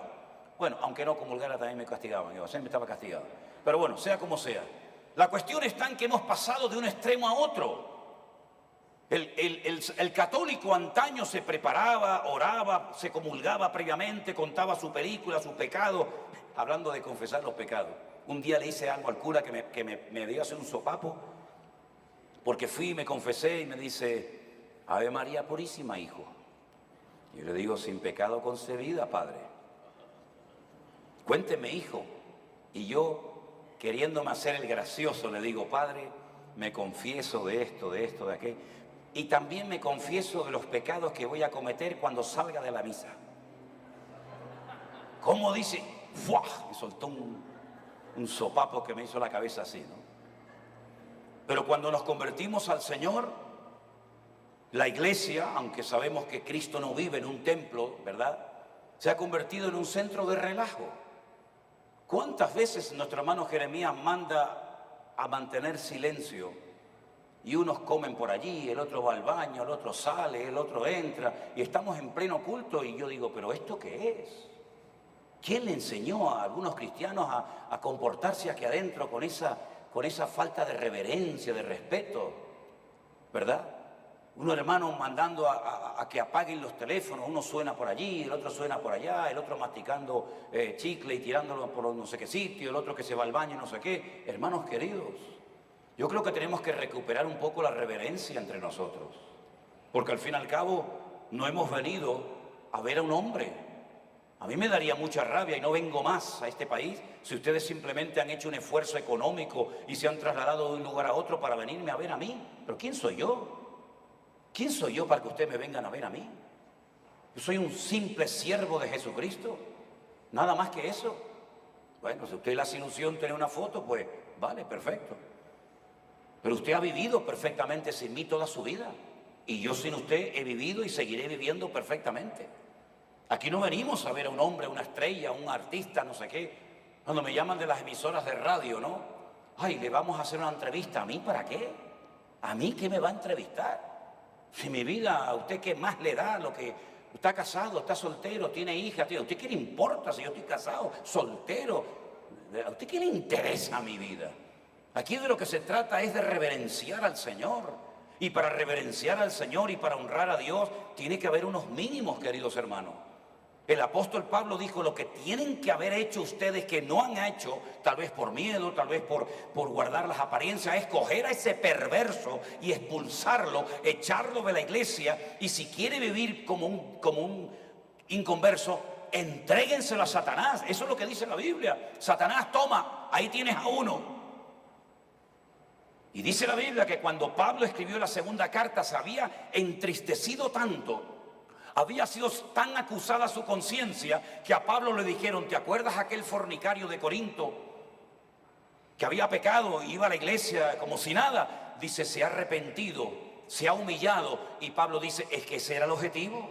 Ese era el objetivo, no destruirlo, sino sacudirlo. Ya que en la iglesia no se entera, pues a ver si en el mundo, cuando el diablo te sacuda, a ver si vuelves en sí. Entonces dice, para que no sea consumido en demasiada tristeza, denle otra vez la bienvenida en la iglesia. ¿Pero qué queremos en la iglesia? ¿Bulto? ¿Queremos en la iglesia un montón de gente? Saben que durante años, cuando se encontraban los pastores, la típica pregunta era, pastor, ¿usted cuánta gente tiene en su iglesia? Eso se preguntaba mucho antes en las reuniones de pastores. Mi respuesta siempre era la misma, ¿a usted qué le importa? Entonces ya no me lo preguntaba. Pero un día escuché a un pastor que le dijo al otro, ¿sabe lo que pasa? Que ustedes están obsesionados con el número. Tengo 1000, tengo 1500, tengo 800, tengo 5000, porque parece que tanto tienes, tanto vales. Eso es lo más absurdo del mundo. ¿Qué es mejor padre, el que tiene 5 o el que tiene 1?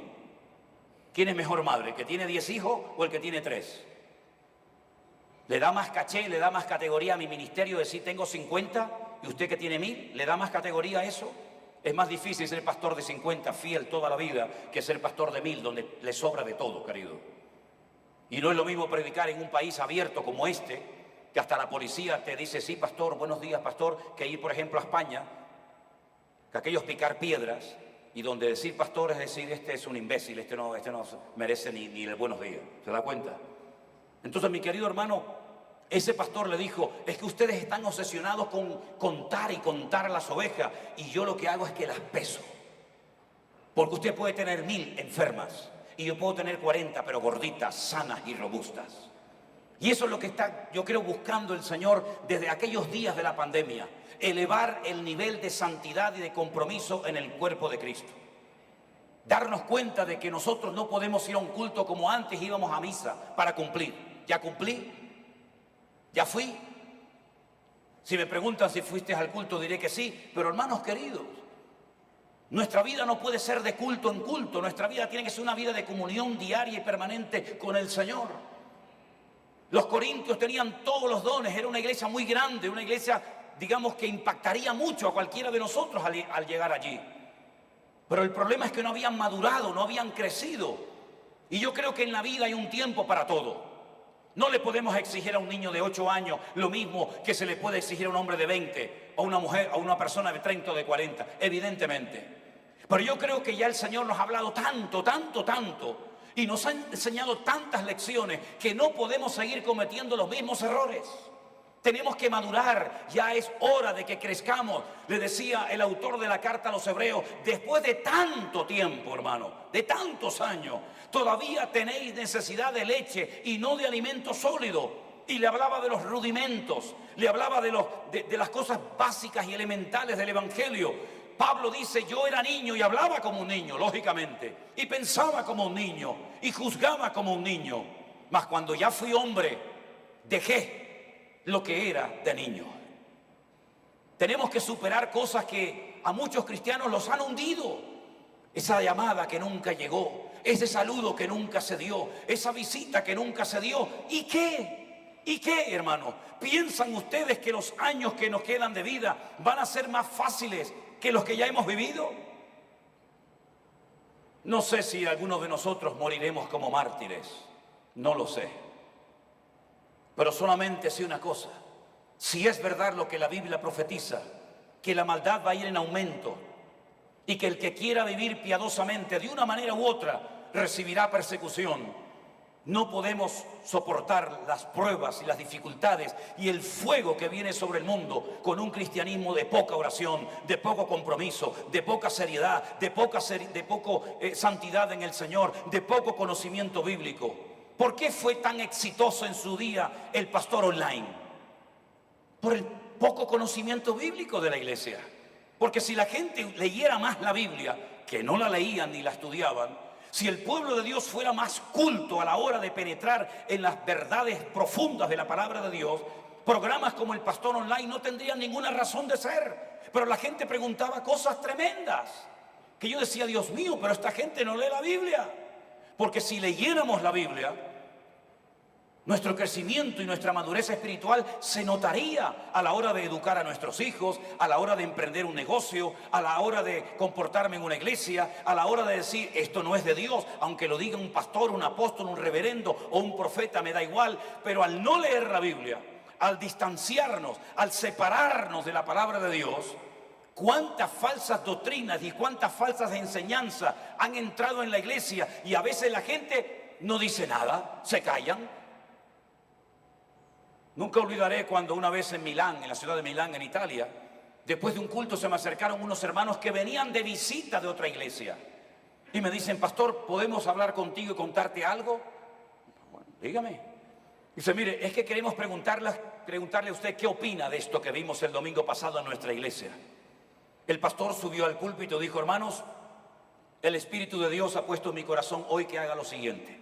Yo me voy a acostar en la plataforma de la iglesia, me voy a tumbar, sáquenme el púlpito, sáquenme todo, yo me voy a tumbar aquí y quiero que todos y cada uno de ustedes cojan sus billetes, monedas no, dijo, billetes, y me tapen así todo, que no se me vea solamente así como una...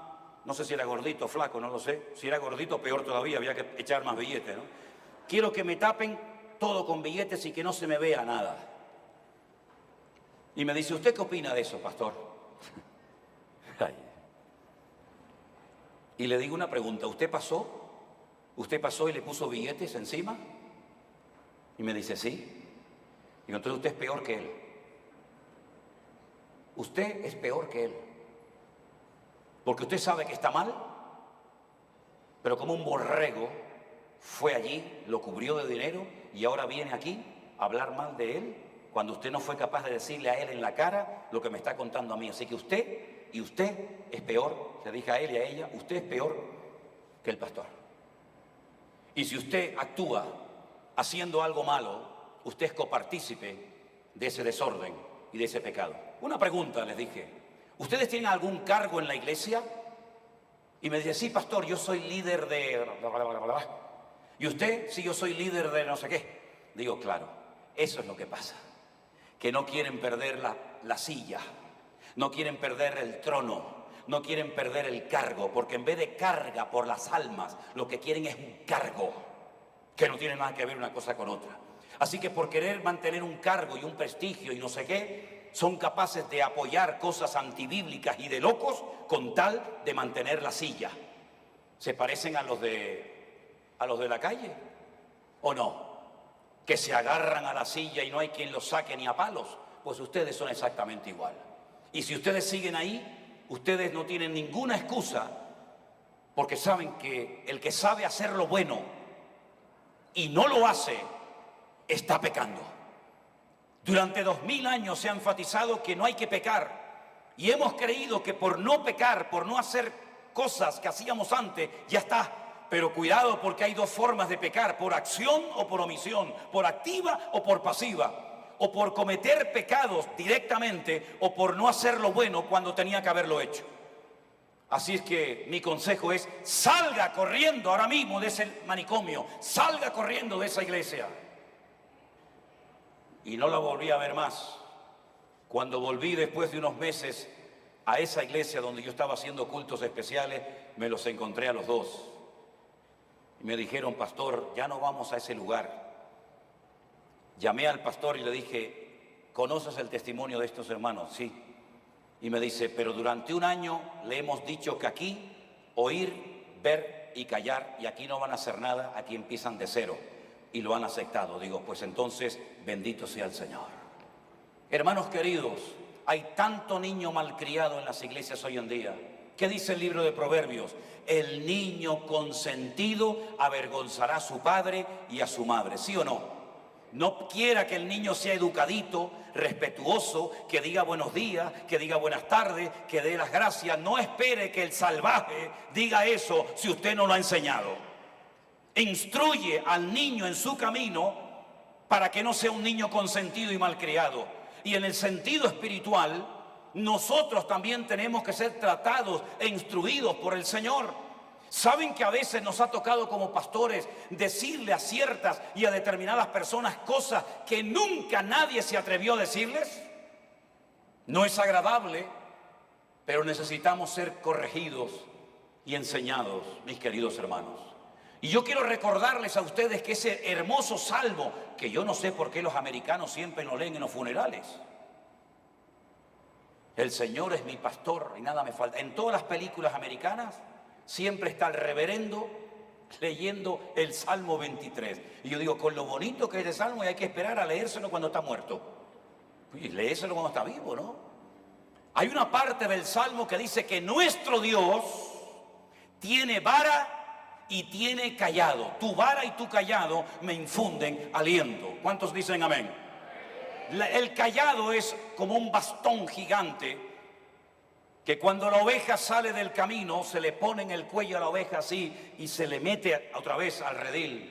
Porque la oveja es torpe y es media tontorrona y ve mal y oye mal y tiene un olfato pésimo y no tiene ningún sentido de la orientación. Entonces el pastor ve que la oveja va para allá, el rebaño va en otra dirección y le agarra con el cayado, se lo pone así en el cuello y lo mete para adentro. El cayado es lo que llevan los obispos católicos, ¿verdad? O el papa cuando va con ese cayado, ¿saben lo que es, verdad? Pero los pastores también llevan una vara de mimbre que en la punta suele llevar como un pincho, algo que hace daño.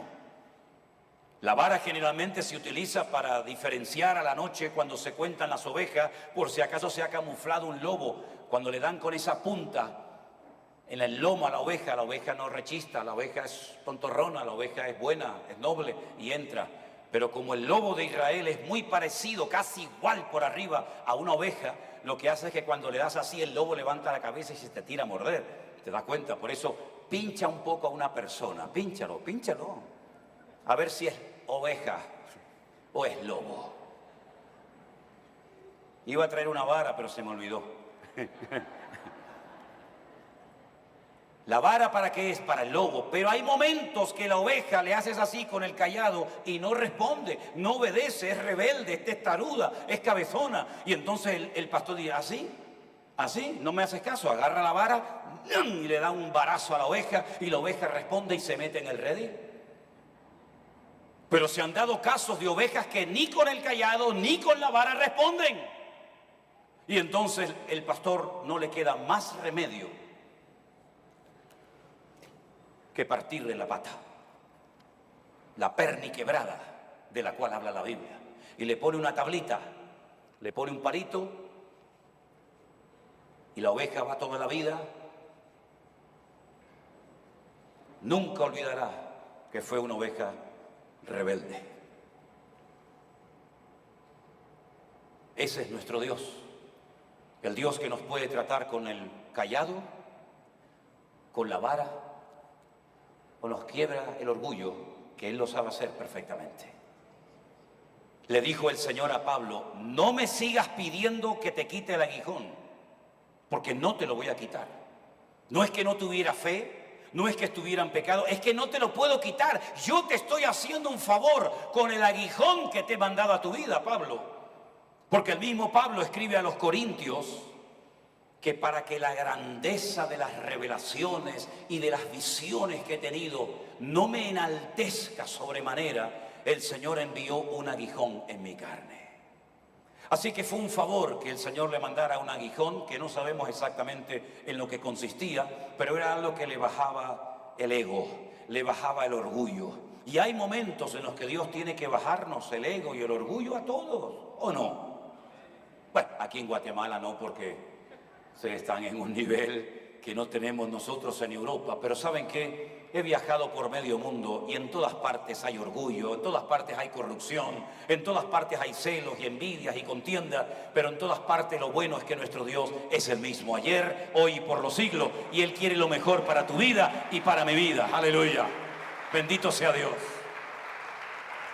Y antes de participar de este momento tan especial, que nos recuerda la muerte, la resurrección y la pronta venida del Señor, permítame decirles que en Israel se hizo una vez un experimento entre rebaños de ovejas y de cabras, pero fue un auténtico desastre. No funcionó. Porque decían: ¿para qué salir a una hora a pasear las cabras, a otra hora a pasear las ovejas? Vamos a mezclarlas todas y así hacemos solamente una salida y aprovechamos el día. Pero no funcionó. ¿Por qué? Porque decimos en España: la cabra tira al monte. La cabra se sube allá arriba y sabe bajar perfectamente. El carácter de la cabra es completamente diferente al de la oveja. La cabra es independiente, la cabra es orgullosa, la cabra topa con los cuernos, la cabra tiene un carácter diferente al de la oveja es noble, la oveja se pierde y no sabe volver, cuando tiene lana se cae en el agua y se ahoga porque no sabe apenas nadar. La oveja es completamente diferente. ¿Pero qué pasó? Cuando mezclaron las cabras con las ovejas querían imitar a las cabras. Y las cabras del valle, las cabras del pasto.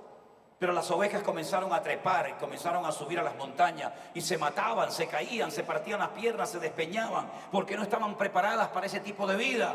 Y al final tuvieron otra vez que separar las cabras de las ovejas. Y yo muchas veces me he preguntado como pastor: ¿qué tenemos entre nosotros? ¿Cabras o ovejas? ¿Usted qué es, hermana? ¿Es una cabra o es una oveja? Dios sabe lo que somos, pero sea como sea, para poder participar en esta mañana de este pan y de este vino, dice la Biblia que tenemos que hacerlo dignamente, discerniendo lo que vamos a hacer, sabiendo que esto no es un ritual, una ceremonia, sino es algo que puede traer vida, salud, fortaleza a nuestra vida, o debilidad, enfermedad y muerte, si no tomamos dignamente el cuerpo y la sangre del Señor Jesús. Cierre sus ojos, por favor, hermano querido, en esta mañana. Hermanos de Tenerife, hermanos que estáis en los controles allí en Santa Cruz de Tenerife, en este momento nosotros vamos a participar del pan y del vino y entonces nos desconectamos de la retransmisión por YouTube. Los que quieran seguir viendo el culto, sigan en el canal, pero a partir de este momento van a comenzar a ver la retransmisión en nuestra iglesia en Tenerife y nosotros aquí en Guatemala vamos a pasar ahora a la participación del pan y del vino. Aprovecho para saludar a todos nuestros hermanos que nos están viendo y a la iglesia en Tenerife. Que Dios las bendiga y que tengan un hermoso culto y que la palabra del Señor ministre y toque vuestros corazones. Gracias, Señor, en esta mañana por este hermoso privilegio de poder como pueblo de Dios que somos, recordar de esta forma tan especial tu muerte, tu resurrección y tu venida. Gracias por esa sangre derramada en la cruz por nuestros pecados. Gracias, Señor, por tu amor, que no lo merecíamos, pero que fue derramada tu sangre por mis pecados. Señor, recibe hoy toda la gloria, la honra y todo reconocimiento sea única y exclusivamente para ti. Limpia nuestros pecados, Señor. Limpia nuestras inmundicias, nuestras rebeliones, porque todos nosotros nos descarriamos como ovejas. Cada cual se apartó por su camino, pero tú cargaste en tu amado Hijo Jesús el pecado de todos nosotros. Límpianos, Señor, con tu sangre.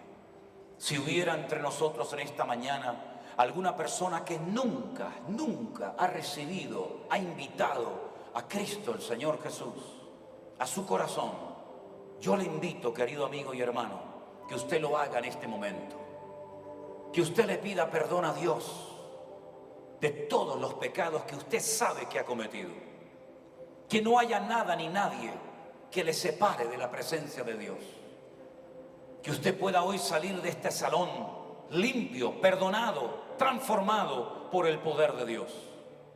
Usted ha escuchado la palabra del Dios vivo y verdadero. Usted está en una reunión donde están los santos redimidos por la sangre de Cristo. Pero ¿de qué sirve todo eso si usted no ha nacido de nuevo? ¿De qué sirve todo eso si usted no aprovecha esta oportunidad preciosa que Dios le está dando para pedirle perdón a Dios por sus pecados? Mientras todos estamos orando con nuestras cabezas inclinadas, yo quisiera preguntar en estos momentos, ¿quiere usted entregarle su vida al Señor Jesús? ¿Quiere usted pedirle en este momento perdón al Señor por todos los pecados que cometió? ¿Y quiere usted empezar una vida nueva en el nombre del Señor? Ahora es el momento. Si oyereis hoy su voz, no endurezcáis vuestros corazones. Hoy el Señor llega y golpea a la puerta de tu corazón. ¿Le vas a dejar entrar al Maestro o vas a ignorar este llamado divino que hoy Él está haciendo a tu vida? Si hay alguna persona entre nosotros que le quiere rendir su vida al Señor Jesús, nos gustaría orar por ti, pero me lo tienes que indicar levantando su brazo, y así de esa manera podremos orar por ti. ¿Hay alguien que le quiera rendir su vida al Señor Jesús en esta mañana? Levante su mano, por favor. Dios le bendiga. Dios le bendiga a usted también. Gloria a Dios. Dios le bendiga también allí. Gracias, Señor. Dios les bendiga a los que están allá atrás, también con su mano levantada. Repitan conmigo en alta voz, no es una fórmula mágica, ni mucho menos, ni mucho menos.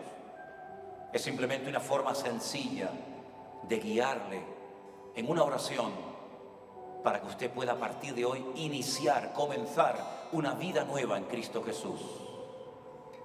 Diga sinceramente: Señor Jesús,